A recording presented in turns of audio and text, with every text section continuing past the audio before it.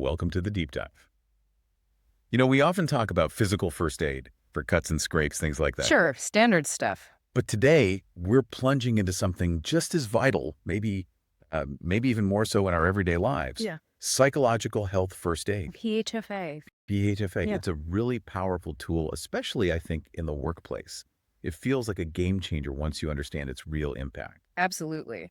And our sources, they really underscore that PHFA isn't about, becoming a therapist overnight. Right. It's not long-term treatment. Not at all. It's Yeah. about providing immediate, compassionate, emotional stabilization and practical support right when someone is just completely overwhelmed. It's like a bridge to help, sort of. Exactly. Right. It actually started out in disaster response scenarios. Oh, interesting. Yeah. But its role in, say, corporate settings is now seen as, well, essential. And why? Because crises, from personal loss to intense workplace stress, They affect everyone. they affect everyone. And they can silently erode performance, strain relationships, and really undermine an organization's overall well-being. It's quite profound. Okay, so let's unpack how this immediate support actually works. Our sources talk about this framework, right? From Johns Hopkins. That's right, the RAPID PHFA model. It's robust, empirically validated. RAPID. And it's basically a 5-step process that guides you through providing that immediate psychological support. 5 steps. What's really striking about it? Well, what's fascinating is how structured and kind of intentional this approach is, even when things feel chaotic. Okay, so let's break down RAPID. R is the first one. R is for rapport and reflective listening. Rapport. Building trust. Exactly. It's not just about hearing words. It's about building that immediate trust, that connection, being deliberately present. How do you do that quickly? Showing empathy, crucially without judgment. Using nonverbal cues helps a lot. And then there's reflective listening. Reflective listening. Yeah. Like repeating back. Sort of. Using minimal encouragers, just a simple uh-huh or okay. Restating what you hear, yes, but also paraphrasing the emotions you're picking up on. Ah, the emotions. Yeah, to ensure the person feels genuinely seen and validated. It's subtle but powerful. That difference between just hearing and showing you're listening, that feels huge. So after R, rapport. Next is A for assessment. Assessment. Okay, but you said it's not diagnosing. Correct. Definitely not diagnosing. It's a rapid practical check. Does this person need immediate help? Is their daily functioning impacted? Are they coping? What are you looking for? Like specific signs? You're quickly scanning for things like obvious emotional distress, agitation, maybe withdrawal, hopelessness, or sudden behavioral changes like extreme fatigue or even risky actions. Cognitive issues too, like difficulty concentrating. Gotcha.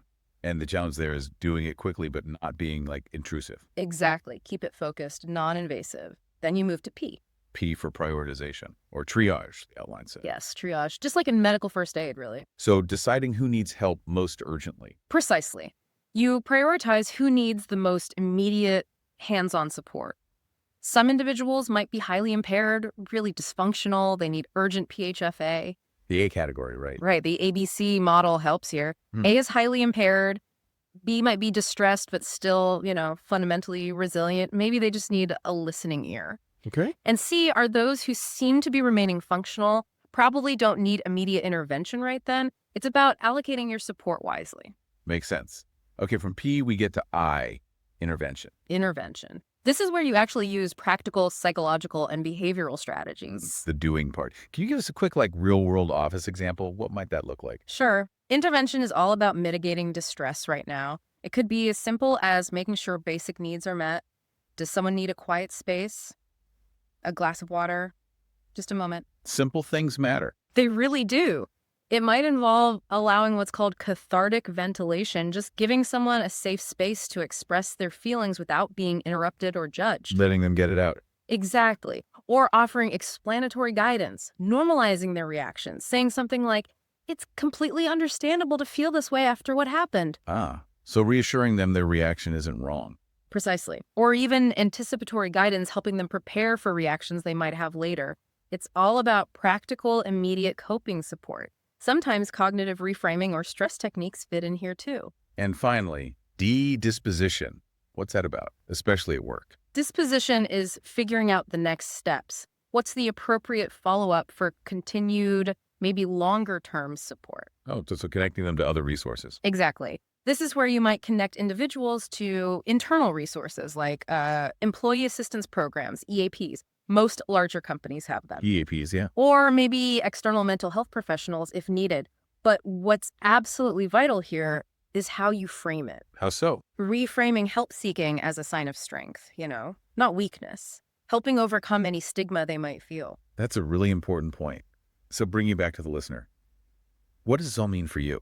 Well, knowing these steps, even just having an awareness, allows you to offer compassionate, effective support when it truly, truly matters. Yeah, our sources mention things like supporting colleagues after maybe a traumatic incident or navigating the stress during layoffs, which is so common. Or even addressing the impact of workplace harassment, which can be insidious, being a PHFA responder, or even just PHFA aware. It helps build a more resilient workplace, doesn't it? Absolutely. Where people feel seen, supported, and understood, it makes a huge difference to the culture. But there's a catch, right?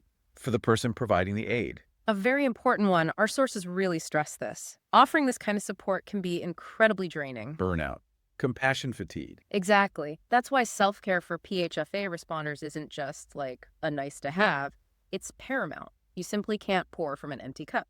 So what does that self-care look like? Recognizing your own signs of burnout or compassion fatigue. Practicing mindfulness, maybe. Setting really clear boundaries about what you can and can't do. And debriefing, talking it through with trusted colleagues or supervisors. It's crucial for staying effective and, frankly, staying healthy yourself. It sounds like ultimately PHFA isn't just some rigid protocol. It's more about cultivating a more empathetic and supportive human environment. That's a great way to put it, whether you're a manager, a team leader, or just, a concerned colleague. Yeah. And this deep dive really shows that immediate support, guided by a model like RAPID, it can make such a profound difference in someone's ability to cope and start recovering. So it leaves us with a question, maybe. I think so. It raises an important question for everyone listening. In what tangible ways can you better equip yourself, or maybe your community, your workplace, to offer this kind of immediate compassionate support when it's most needed? That's definitely a powerful thought to chew on. Thanks for diving deep with us today.